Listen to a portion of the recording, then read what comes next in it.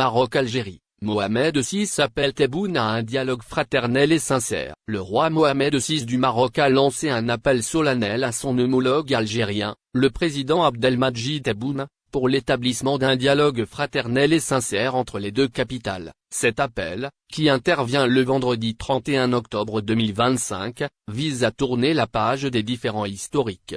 Ainsi, il cherche à bâtir des nouvelles relations, basé sur la stabilité et le bon voisinage maghrébin. L'appel de Mohamed VI pour un dialogue Maroc-Algérie. Le discours royal survient après le vote du Conseil de sécurité des Nations Unies en faveur d'une résolution.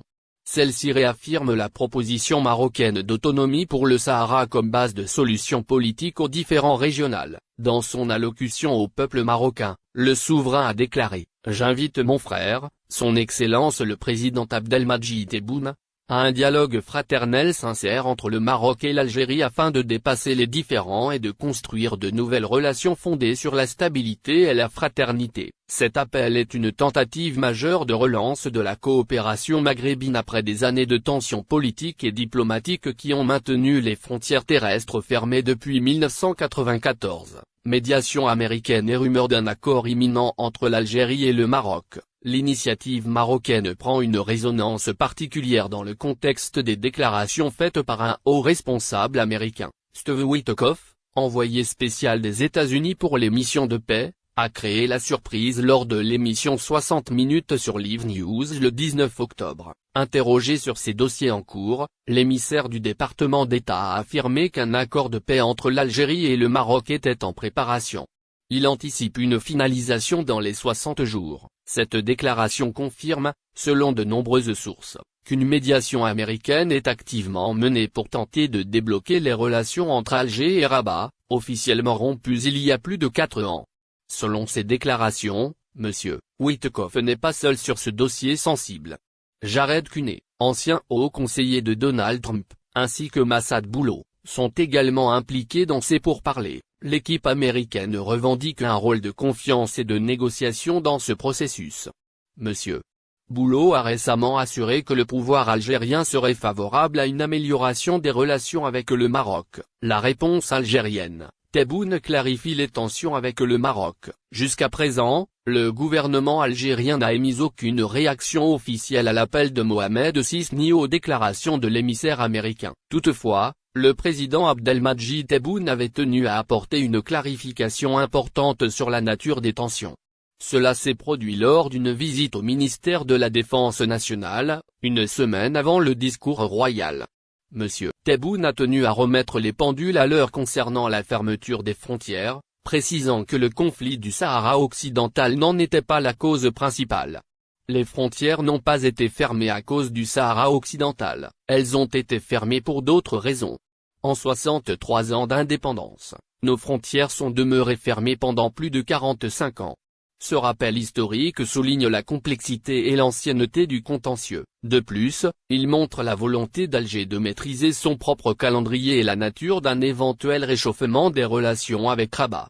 Ceci, malgré la pression diplomatique existante. L'appel du roi Mohamed VI et l'optimisme de Washington placent la relation algéro-marocaine à un carrefour diplomatique décisif. Reste à voir si cet appel à la fraternité trouvera un écho favorable et rapide à Alger. Ainsi, cela pourrait concrétiser les espoirs d'une nouvelle ère de coopération au Maghreb. Vol entre la France et l'Algérie. Pourquoi les billets d'avion restent chers? Le prix des billets d'avion entre la France et l'Algérie suscite régulièrement l'incompréhension, notamment lors des départs en vacances. Dans un article publié dimanche 26 octobre 2025, le média français spécialisé Air Journal analyse les causes structurelles de ces tarifs élevés. Le nombre de compagnies aériennes opérant sur les liaisons entre la France et l'Algérie est restreint. Selon Air Journal, les principales entreprises assurances et vols sont Air Algérie, Transavia, AS Airlines et Air France. Cette limitation du nombre d'opérateurs a une incidence directe sur l'intensité de la concurrence. La compagnie nationale algérienne, Air Algérie, occupe une position dominante sur de nombreuses lignes. Cette situation lui permet de maintenir des tarifs élevés, en particulier sur les vols directs au départ des aéroports parisiens, marseillais et lyonnais. Le marché n'est donc pas suffisamment disputé pour faire baisser les prix de manière significative sur l'ensemble des trajets.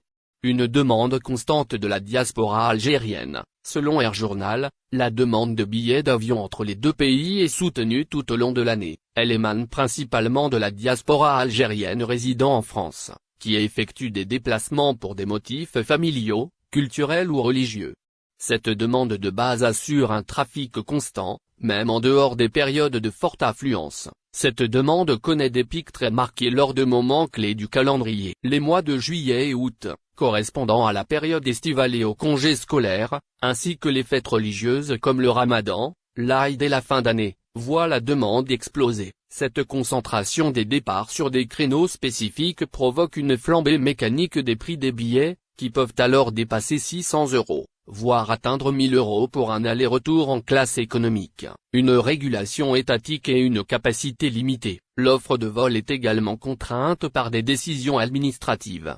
Depuis la reprise des activités après la pandémie de Covid-19, le nombre de vols autorisés reste encadré par les autorités algériennes. La gestion des créneaux horaires dans les aéroports algériens, comme celui d'Alger-Ouari Boumediene, est très contrôlée. Cette restriction de la capacité offerte, c'est-à-dire du nombre de sièges disponibles sur le marché, empêche un ajustement de l'offre à la hausse pour répondre à la demande croissante pendant les pics saisonniers. Le déséquilibre entre le nombre de places disponibles et le nombre de personnes souhaitant voyager maintient structurellement les prix à un niveau élevé durant ces périodes.